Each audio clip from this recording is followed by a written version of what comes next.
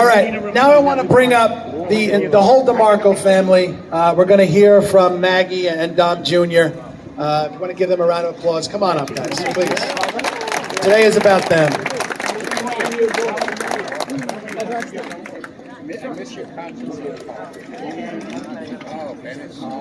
Mom, make a speech. Hey. I could tell a little story about this avenue and my father. In the late 80s, the early 90s, when we would go into the farmers markets trying to find the best ingredients all around, trying to make the best pizza that we could imagine, he was telling me how he had money on another store before opening this one here.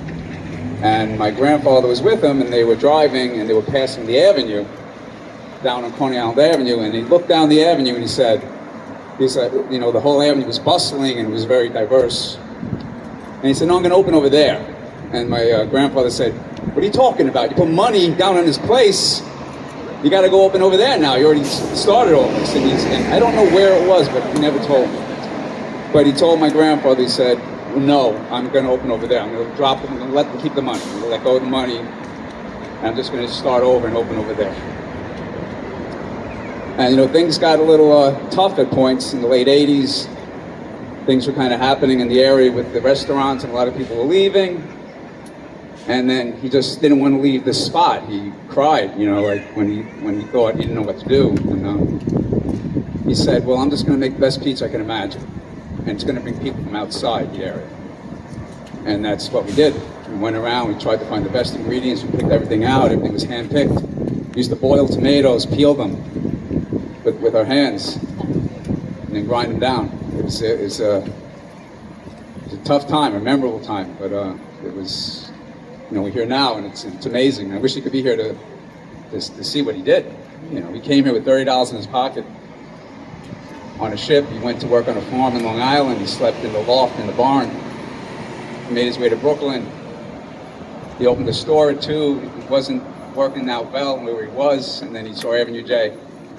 And that's where it all began over here on Avenue J. But I love him. I know he's up there, and he knows me deeply. And I'm just happy that to see all of you, and that this is just a great moment. I just wish he could be here to see it. He could see it. He could see it. Yeah. Thank you.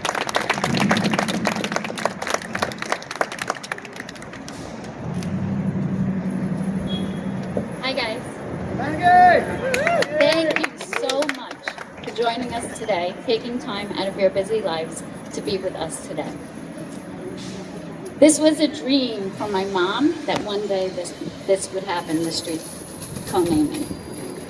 And I said, I'll reach out to someone eventually, let's give it time. And I didn't have to reach out to anyone, they reached out to us. So, my brother Dom pretty much just described already what the beginning of when my dad came into this country, like many other immigrants, just dreaming of the American dream. But it was a lot more because he met my mom. He shortly met my mom after opening this location. No, actually, they dated, but they got married during this location. And as you see, I'm one of 7. And big families like that, you don't see too much anymore. But for me, I always tell people, if you're lucky, you're already born with friends. And I feel lucky. A lot of times, my dad worked up until 2007, 7 days a week, with the exception of Christmas and Thanksgiving. And people ask me how do I describe the scene with the lines waiting, and I've seen lines up to 4 hours during spring break and during winter break, during those seasons. And people always said that coming to this pizzeria was like waiting for your Thanksgiving dinner to be ready. You feel like family the minute you step inside. And I agree. And to this day, people approached me. And my dad used to take us to Italy, a few of us, because there were too many of us, so we could only take one or two each summer.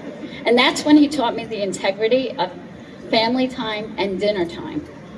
And I never picked up my cell phone later on when the cell phone became part of everyone's life.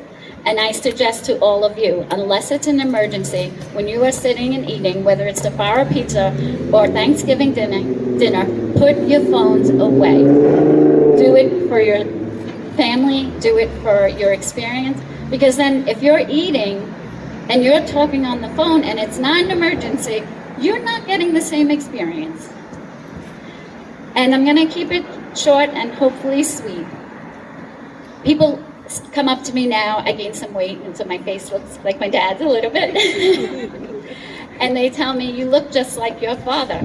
And my answer always is, I hope I speak like my father, walk like my father, talk like my father, think like my father, and carry that same integrity, not just as a business owner, but as one of the best parents and my only parent, my only dad. So but comparing to some other families, I say, even in our differences, there's so much passion when we fight.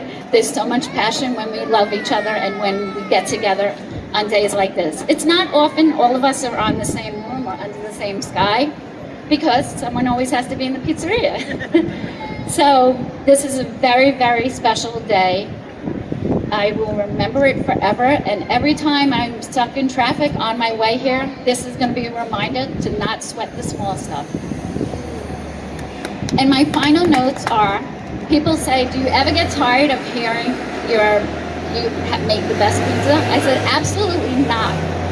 How something so good, it motivates me. Every time someone new comes in, old-time customers, new customers, the future customers, that's what keeps me motivated day in and day out. And my final note is, good food is like great company. That person or crowd or group of friends or family that you always look forward to being with, and you want to see them again and again. So no, there's no getting sick of the Fara.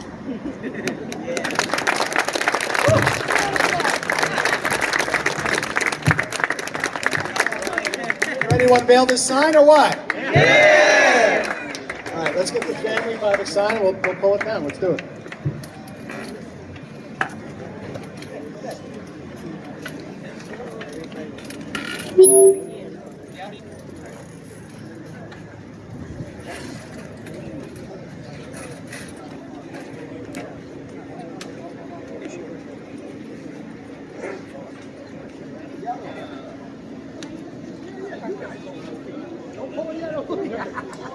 We're gonna count it down, all right? Count down from 5? Yep. Ready? 5, 4, 3, 2, 1. Yeah!